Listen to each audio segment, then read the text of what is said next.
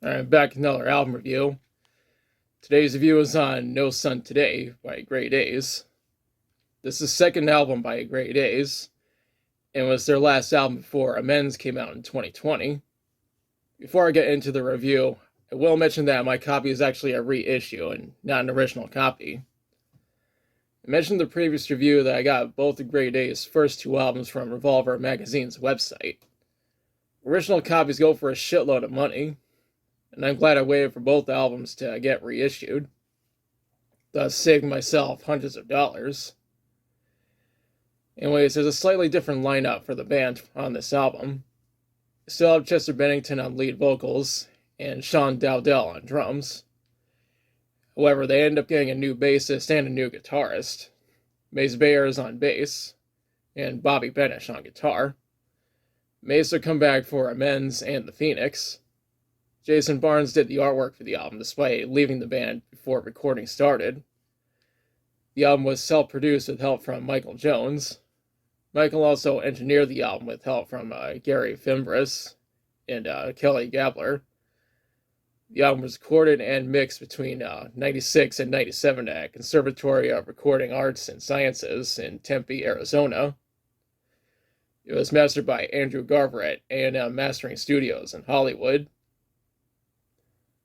The album was released independently on May 23rd, 97. It was reissued this year by Revolver Magazine. I got it directly from their website. Just like with its predecessor, only 500 copies on CD and 500 on vinyl were made. Unfortunately, the CD version is sold out, but they still have plenty of copies on vinyl in stock. One thing I need to mention is that most of the songs on this album were re-recorded for Amends, though some were re-recorded for The Phoenix. With that out of the way, let's talk about the songs. The intro to this album is B12. This track was re-recorded for Amends. After that is What's in the Eye, which is another track re-recorded for Amends. The next track is Drag. A re-recording is on The Phoenix. Next up is Sickness. The re-recording is on Amends, and that version is the intro to that album.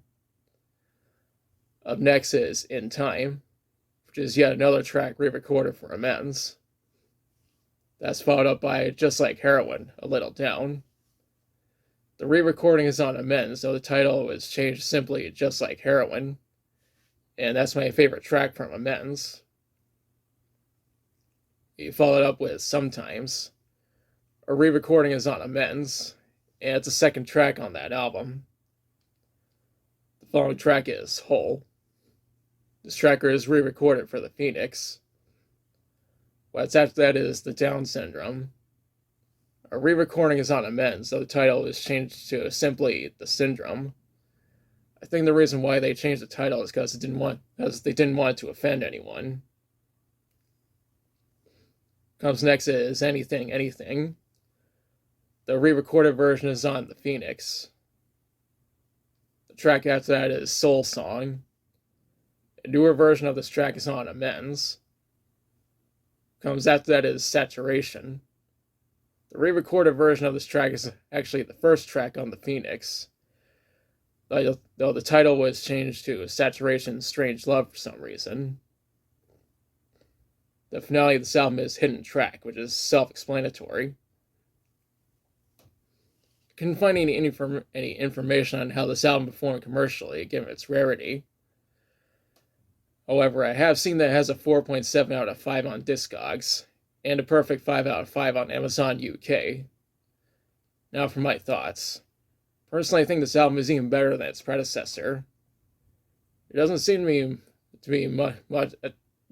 be as much echoing compared to the previous version. The previous album. That's another indication of this album being an improvement over its predecessor. I know this album has been on YouTube for years, but I want a physical copy without having to spend hundreds of dollars on an original copy.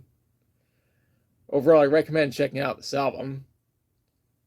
As of the making of this video, Grey Daze have not announced whether or not they'll recruit a new vocalist and record new material, but only time will tell.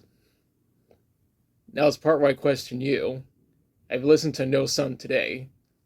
If so, what are your thoughts on it? What's your favorite song from it?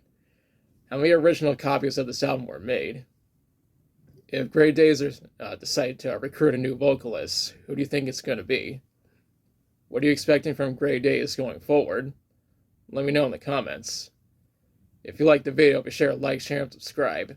Be sure to press the notification bell to notify future videos. Thanks for watching. I'll be back soon with another video.